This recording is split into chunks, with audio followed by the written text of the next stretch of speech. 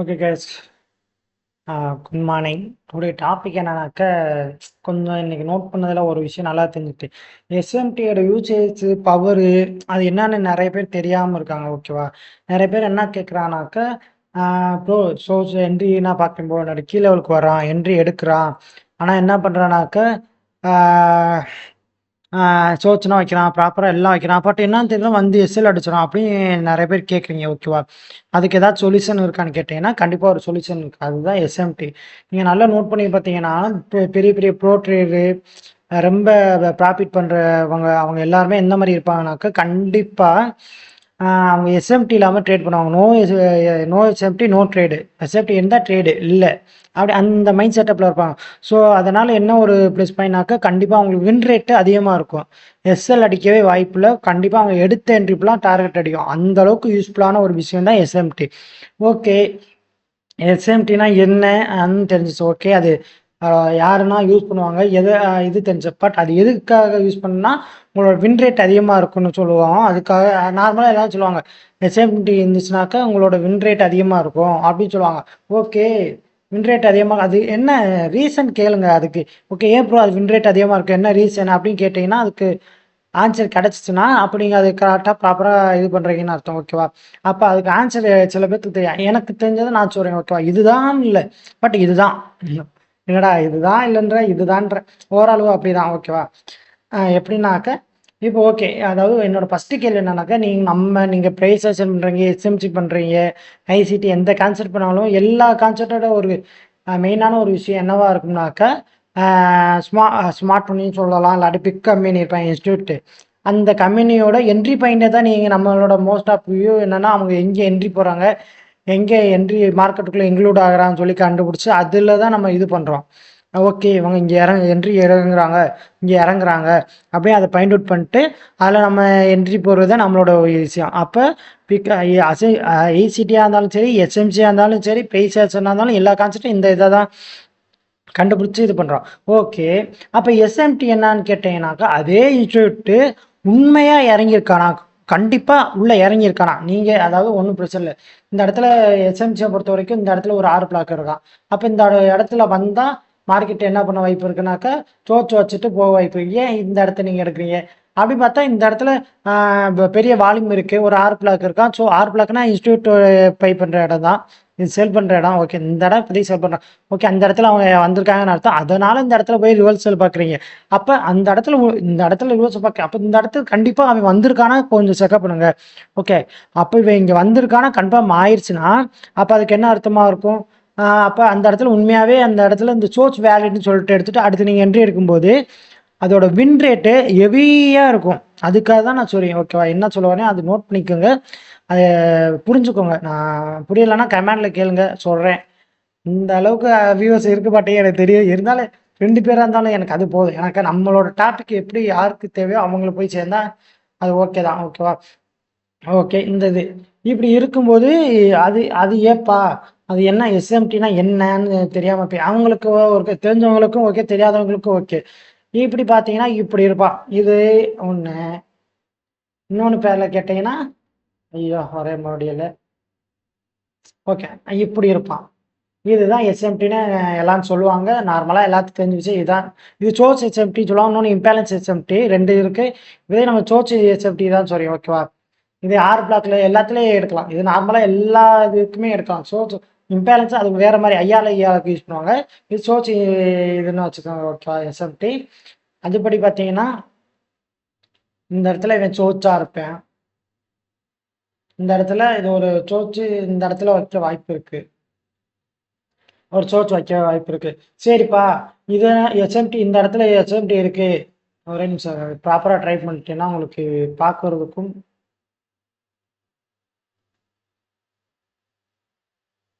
இருக்கணும். ஓகே, கரெக்டாக தான் இருக்கு. இல்லோ இல்லை இல்லை ஓகே. இப்படி இருக்குன்னு வச்சுக்கோங்களேன். இப்படி இருக்கு. ஒரே நிமிஷம்.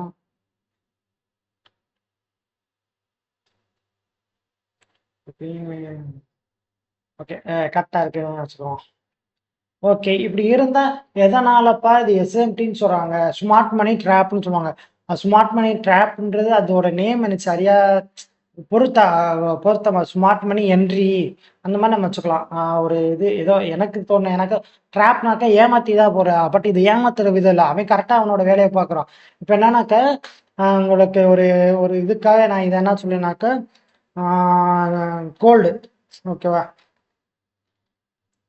கோல்டு சில்வர் பில்லிங் தெரியாதே. Okay, okay, okay. பரவால்ல. சில் ஓகே. Silver okay. இவன் கோல்டு, இவன் சில்வர். இப்ப என்னோட ஓகே.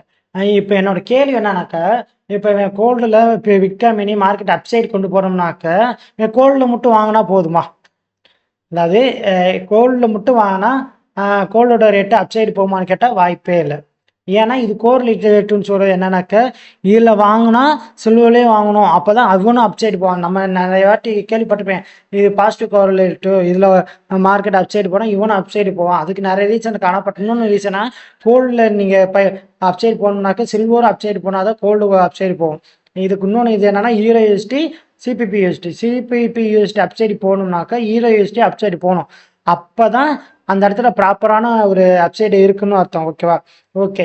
இப்போ கோல்டு சொல்லுவேன். இப்போ கோல்டில் அப்சைடு கொண்டு போனோம்னா அப்போ அவன் என்ன பண்ணணும்னா சில்வர்லேயும் வாங்கணும்.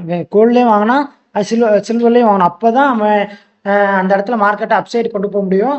அவன் ஒரே இப்போ கோல்டு மட்டுமே 50 ஒரு வச்சுக்கிறோம், ஒரு 100 கோடி இருக்குன்னு வச்சுக்கோங்க. 100 கோடியுமே கோல்ட்லேயே வாங்க முடியுமா கேட்டால் முடியாது. ஏன்னா அதில் ஸ்டாக் கம்மியாக இருக்கும். அதுக்காக என்ன பண்ணா சில்வரையும் ஏற்றுவான். கோல்டு ஏன்னா சில்வர் ஏறும், சில்வர் ஏன்னா கோல்டு, அது நார்மல். அப்போ இவன் சில்வர்லேயும் வாங்கிட்டு கோல்டே வாங்கினோன்னா என்ன ஆகும்? ப்ராப்பராக அப்சைடு மூவ் ஆகும். அப்போ என்ன பண்ணலாமாக்கா, இதுக்கு இப்போ தான் உங்களுக்கு இந்த எஸ்எம்டியோட மீனிங் நான் சொல்ல வரேன். இதுக்கு எஸ்எம்டியோட இது என்னன்னாக்க, இப்போ கோல்டு அப்சைடு கொண்டு போகிறான்னா அவனோட ஃபஸ்ட்டு டார்கெட் என்னவா இருக்குன்னு கேட்டீங்கன்னாக்கா சில்வர் அப்சைடு கொண்டு போவான்.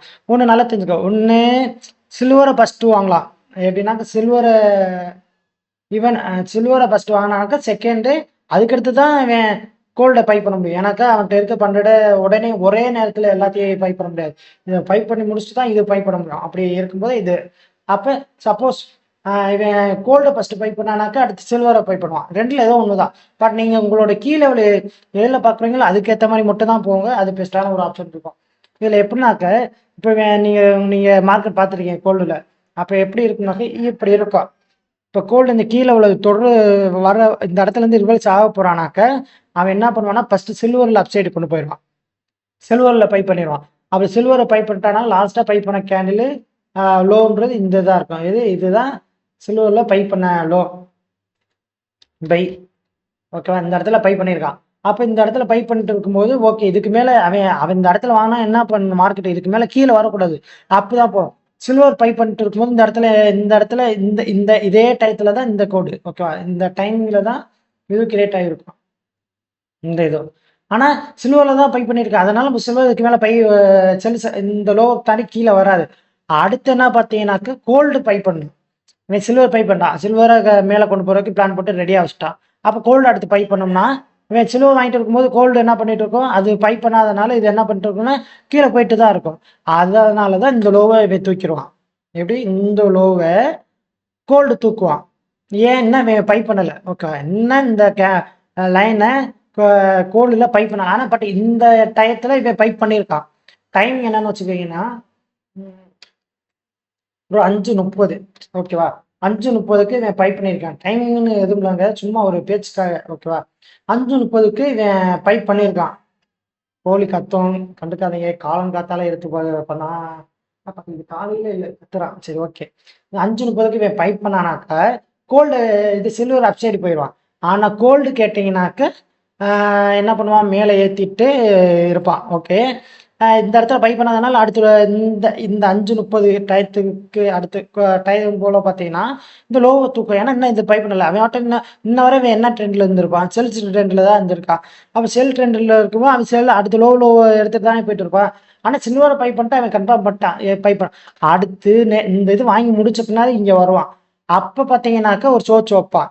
அப்படி சோச்சு வைக்கும்போது இப்போ இந்த இடத்துல இப்போதான் இவன் பை பண்ணியிருக்கான். அப்போ இவன் சோச்சு வைக்கும்போது கண்டிப்பாக என்னன்னாக்கா ஒரு வெரிஃபிகேஷன் ஆயிரும். ஓகே, மார்க்கெட் ட்ரெண்டு மாறிடுச்சு.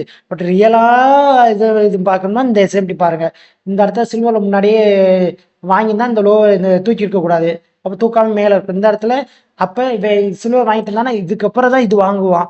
அப்போ இந்த இடத்துல இந்த லோவை எடுத்திருக்கணும். அதாவது இந்த லோவை இவன் எடுத்திருக்கணும், இவன் எடுக்காம இருக்கணும், இவன் எடுத்திருக்கணும். அப்படி எடுத்திருக்கணும் அர்த்தம் என்னன்னாக்கா இன்ஸ்டியூட் விட்டு உள்ள வந்திருக்கா அப்படின்னு அர்த்தம். அப்போ இந்த இடத்துல சோச்சு பிடிச்சி இந்த இடத்துல நீங்க என்ட்ரினா போனீங்கன்னா வச்சுங்களேன், இதோட பவரே வேற மாதிரி இருக்கும்.